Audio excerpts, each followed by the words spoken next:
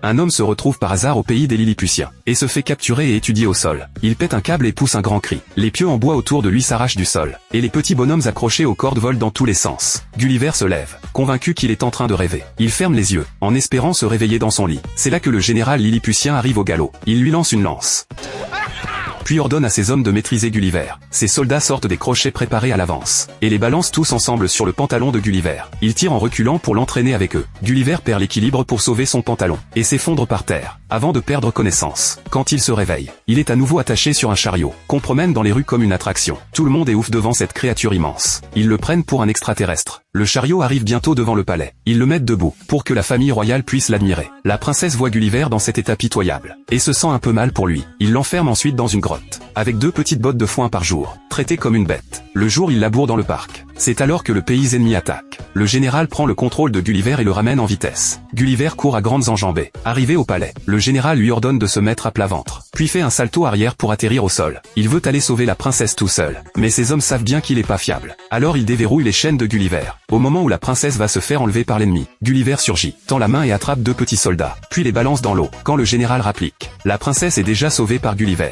Mais à peine Gulliver la repose, qu'une alarme retentit. Le palais est en feu. Le roi est coincé à l'intérieur. Gulliver veut le sortir à la main, mais les flammes l'en empêchent. Les Lilliputiens lui crient dessus. Il faut une quantité énorme d'eau pour éteindre ça. Gulliver entend ça et il a une idée. Il enlève son pantalon, et urine sur le feu jusqu'à l'éteindre complètement. Le soir le roi organise un banquet en l'honneur de Gulliver, pour le remercier de lui avoir sauvé la vie, et le nomme gardien protecteur du royaume. À partir de là Gulliver coule des jours heureux, avec son propre cinéma, et des Lilliputiens qui lui préparent son café. Mais le général estime que la popularité de Gulliver menace sa position.